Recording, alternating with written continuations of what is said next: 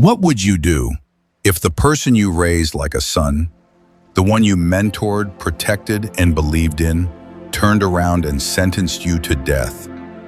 This isn't fiction. This is exactly what happened to Seneca, a man of wisdom, a man of peace, a man who gave everything to build up a young emperor named Nero. And in return, Nero sent soldiers to his door with a message: you are to take your own life immediately. But what Seneca did next wasn't rage, wasn't denial, and it wasn't fear. It was something far more powerful.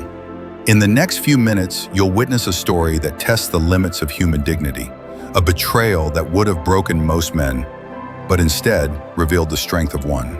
Stay with me, because this isn't just history, it's a mirror for how we face our own pain, our own endings, and the choices that define who we truly are. Before the betrayal, there was trust. And not just trust, there was devotion. Seneca was more than a philosopher. He was the moral compass of Rome, a man exiled for speaking truth, then called back to raise a future emperor. Nero was just a boy, young, impulsive, lost. And Seneca became the voice in his ear, the hand on his shoulder, the father he never had. Seneca wrote Nero's speeches, taught him diplomacy, restraint, justice. He calmed Nero's rages, softened his punishments, steered him toward mercy when Rome demanded cruelty. Under Seneca's guidance, the empire prospered. Nero was praised as a promising young ruler, and for a moment, Seneca believed he could shape a philosopher king. But power is a poison, and over time, Nero changed. He grew indulgent, then reckless, then dangerous. And when Seneca tried to step back, to warn him gently, silently, Nero turned. The man he once called guide, he now saw as a threat. And that is where the death sentence begins. It happened without warning. One ordinary morning, Seneca was in his villa, quiet writing, perhaps still hoping Nero could be saved. Then came the sound of hooves, heavy footsteps, and the seal of the emperor, a message from the boy he once raised. Not a letter of thanks, not a farewell, but a sentence. By command of Caesar, you are to take your own life at once. No trial, no defense, just silence. Anyone else might have collapsed, begged, run, screamed at the gods for injustice. But Seneca, he read the letter, looked up, and nodded. If this is what Nero wishes, he said, then I am ready. No hatred in his voice, no trembling in his hands. He turned to his wife, Paulina, embraced her, whispered words we'll never fully know, except that they were gentle and full of peace. Then he called in his closest friends, thanked each of them, reminded them of what they had studied together, how philosophy had prepared them not just to live, but to die. He wasn't just accepting his fate, he was living what he taught. To the very end, Seneca remained free. But death didn't come quickly. Seneca took the knife, opened his veins slowly, deliberately, just as Socrates once drank the poison. But he was old now. His blood ran slow, too slow. The pain dragged on. His friends grew pale. His wife begged to die with him. And for a moment, the air was filled, not with fear, but sorrow. Seneca, still calm, still guiding, turned to Paulina. Live, he told her. Live with honor. Let my death be a lesson, not a reason for yours. But she refused. And so together, they cut their veins, side by side. Nero's soldiers watching were stunned. This wasn't rebellion. It wasn't desperation. It was something they didn't understand. Dignity in its purest form. Seneca's body weakened, but his voice didn't. He asked for warm water, entered the bath slowly, steam rose. His final words were whispered to a scribe, words we'll never fully recover.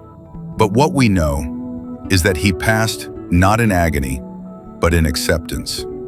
He died not cursing Nero, but teaching his friends, even in his final breath, fortune takes away what she gave, and life, like a loan, must one day be paid. That was Seneca. He didn't just speak philosophy, he embodied it. Even in death, he remained a teacher. What made Seneca's death extraordinary wasn't how he died, it was how he lived. in those final moments. He didn't control Nero. He didn't control the soldiers. He didn't control death. But he did control one thing, his response. That is the core of Stoicism. We suffer more from our reactions than from reality itself. Seneca had every reason to rage, to curse, to collapse under the weight of betrayal. But he didn't, because he understood. The only true freedom is inner freedom. And no emperor, no sword can take that from you. Now ask yourself, what do you do when life gives you something you never asked for? When you lose your job? When someone you love walks away? When illness strikes? When you're blamed for something you didn't do? Do you spiral, or do you return to your center? Seneca showed us that calm is not weakness, it's mastery. A calm man is not numb. He feels everything, but chooses how to respond. And that choice is always ours. In the modern world, we chase so much: reputation, success, control. And that choice, when all of it is stripped away, who are you? Seneca's final lesson wasn't about death. It was about identity. No man is free, he once wrote, who is a slave to fear. He didn't just say those words, he proved them with blood, with breath, with silence. And that's why 2,000 years later, we still speak his name. And what of Nero? History tells us he didn't attend Seneca's funeral. He didn't speak his name again. He tried to erase the man who once raised him. But you cannot kill what is already free.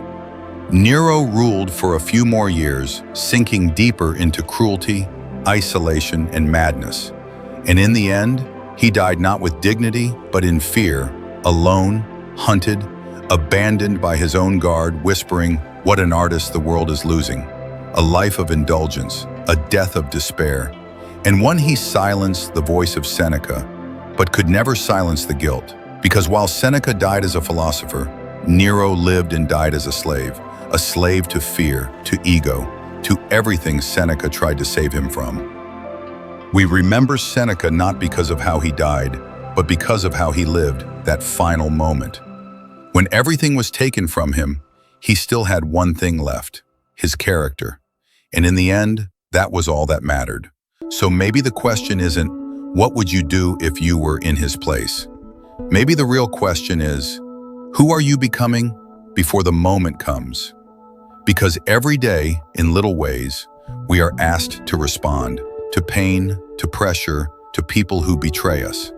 And like Seneca, we get to choose fear or freedom, reaction or restraint, bitterness or wisdom. If this story spoke to you, leave a comment below. What did you feel? What did you learn? And if you're on a path to becoming calmer, stronger, truer to who you are, subscribe to Life Wisdom. We'll walk that journey together.